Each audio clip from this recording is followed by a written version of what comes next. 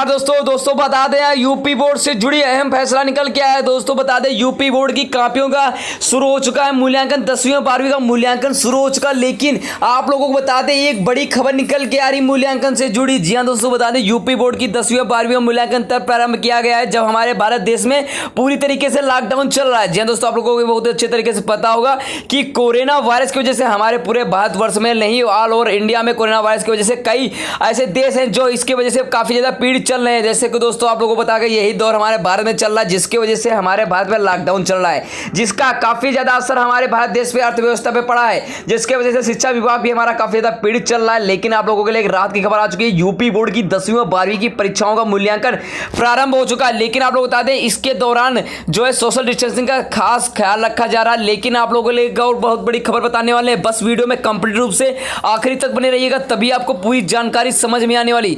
दोस्तों आप लोगों को बता दें उत्तर पुस्तकों की मूल्यांकन की प्रक्रिया शुरू हो चुकी है। 3 केंद्रों में लगभग 1200 परीक्षकों को द्वारा कापी भेजी जाएगी। लगभग अगर आपके 50 केंद्र, अगर आपके मान लीजिए 30 केंद्र भी बनाए गए तो 36,000 टीचर हो गए, और आपके लगभग 75 से 80 केंद्र बनाए गए हैं। उस हिसाब से लगभग आप लोगों पहले तो 275 केंद्र बने थे टोटल। और आप जब हमारे देश में कोरोना वायरस की स्थिति नहीं थी, जब 17 मार्च को आपका मूल्यांकन स्थगित किया गया था, तब तक हमारे 275 केंद्र थे और लगभग 2.8 लाख टीचर कापियों का मूल्यांकन कर रहे थे। लेकिन उस कोरोना वायरस की स्थिति को देखते हुए कापियों का मूल्यांकन जो है स्थगित करना पड़ा था। लेकिन आप लोगों को बताते हैं लगभग अब 75 से 80 केंद्रों पे आप लोगों का मूल्यांकन चल रहा है। लगभग 1.2 लाख कापी जो 2 लाख टीचर कापियों का मूल्यांकन कर रहे हैं। दोस्तों आप लोगों को बता कोरोना वायरस की वजह से देशव्यापी में लॉकडाउन का तीसरा दौर चल रहा है। लॉकडाउन के इस तीसरे दौर में सरकार की तरफ से कई ढील दी गई है। इसके साथ ही उत्तर प्रदेश बोर्ड की 10वीं 12वीं परीक्षाओं का उत्तर पुस्तिकाओं का मूल्यांकन भी शुरू हो चुका है, जिससे कि हमारा जो शिक्षण व्यवस्था है, जो शिक्षण व्यवस्था है, अब ज्यादा पीछे ना जाए। इस वजह से सरकार ने इस पर ढील देते हुए कहा है कि जहां पे ग्रीन जोन है उस जगह पे कापियों का मूल्यांकन कराया जाए और विद्यार्थियों को ज्यादा मात्रा में पास कर दिया जाए। अगर विद्यार्थी फेल हो रहा है तब भी उसे पास कर दिया जाए। और इसीलिए इसी व्यवस्था के कारण आप लोगों के लिए कंपार्टमेंट की सुविधा भी उपलब्ध कराई गई, जिससे कि आप अगर इस सब्जेक्ट में किसी भी कहीं पर भी फेल हो रहे हैं तो आप पास हो चुके। मूल्यांकन के दौरान सोशल डिस्टेंसिंग और हाइजीन का विशेष ध्यान रखा जा रहा है। और इसी कड़ी में पूर्वी उत्तर प्रदेश के चंदौली में उत्तर पुस्तिकाओं का मूल्यांकन का कार्य शुरू हो गया है। चंदौली में उत्तर पुस्तिकाओं का मूल्यांकन के लिए 3 केंद्र बनाए गए हैं, जहां तकरीबन 1200 परीक्षकों द्वारा कापियां जांची जा रही हैं, जबकि एक टीचर 2 सब्जेक्टों की कापियां एक लगातार जांच रहा है। उत्तर पुस्तिकाओं का मूल्यांकन का कार्य चंदौली जनपद के दीन दयाल नगर के मुगल सराय के नगर पालिका इंटर कॉलेज में मूल्यांकन केंद्र बनाया गया है। दरअसल इन पुस्तिकाओं का मूल्यांकन काफी पहले से ही शुरू हो जाना था और अब तक रिजल्ट भी घोषित हो जाना चाहिए था, क्योंकि आपका रिजल्ट जो है 24 अप्रैल को आना चाहिए था। लेकिन कोरोना के चलते लॉकडाउन हुआ, इन कापियों के मूल्यांकन के कार्य को भी रोकना पड़ा था। लेकिन लॉकडाउन के तीसरे दौर में अब एक तरफ से जन जीवन के लिए सरकार के लिए कुछ ढील दिए, वहीं एशिया की सबसे बड़ी परीक्षा कही जाने वाली यूपी बोर्ड की परीक्षा कापियों का मूल्यांकन कार्य भी शुरू कर दिया गया। और साथ में सोशल डिस्टेंसिंग का बहुत ही खास ख्याल रखा जाएगा और टीचरों के लिए काफी ज्यादा सुरक्षा के इंतजाम भी किए गए हैं और टीचरों को सैनिटाइज किया जाएगा, उनके बंडलों को सैनिटाइज किया जाएगा।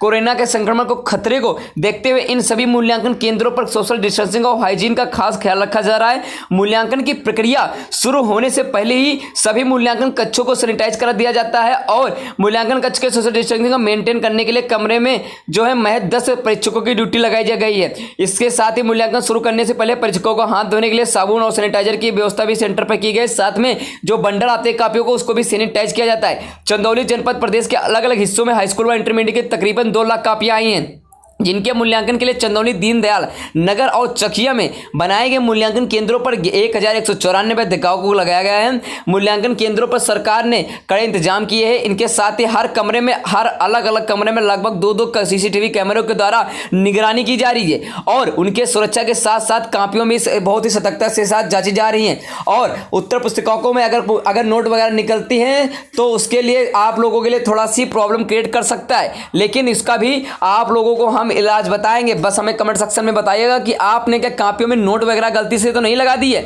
दोस्तों बता दें अलग अलग जगह से आई हैं उत्तर पुस्तिकाएं। नगर पालिका इंटर कॉलेज के प्रभारी डॉक्टर महेंद्र पांडे का कहना है कि हमारे विद्यालय में केंद्र में हाई स्कूल व इंटर की मूल्यांकन कापियों का किया जा रहा है। उत्तर पुस्तिकाओं में अलग अलग जगहों से आई हुई हैं, जिन्हें कमरों में हमारे शिक्षक कापियों का मूल्यांकन कर रहे हैं उनको नगर पालिका की तरफ से 2 बार सैनिटाइज कराया जा चुका है। सोशल डिस्टेंसिंग का पालन किया जा रहा है तथा साथ ही उनकी इतिहास सभी सुरक्षाओं को बरता जा रहा है। इनके अलावा उन्होंने बताया है कि 27 प्रधान परीक्षक हैं, 273 सहायक परीक्षक हैं, 30 कमरों में एक कमरे में लगभग 10 परीक्षक हैं, बैठकर उत्तर पुस्तिकाओं को मूल्यांकन कर रहे हैं। सुरक्षा के लिए शासन की तरफ से पुलिस बल लगाया गया है और कोरोना सुरक्षा की दृष्टि से सबसे मास्क और सैनिटाइजर उपलब्ध कराया गया। सीसीटीवी से निगरानी हो रही है। यहाँ पर पर्यवेक्षक भी आए हैं जो अपने स्तर से निगरानी कर रहे हैं। आपको बता दें, यूपी बोर्ड की सचिव नीना श्रीवास्तव 1 मई 2020 को कहा था कि 3 करोड़ से अधिक उत्तर पुस्तिकाओं का मूल्यांकन किया जाना है। यूपी बोर्ड में 2020 में लगभग 56 लाख छात्र उपस्थित हुए थे जो कि अपने रिजल्ट का बेसब्री से इंतजार कर रहे थे। लेकिन आप लोगों को बता दें, आप लोगों की कापियों का मूल्यांकन शीघ्र चालू हो चुका है और आप लोगों का रिजल्ट जो है बताया जा रहा है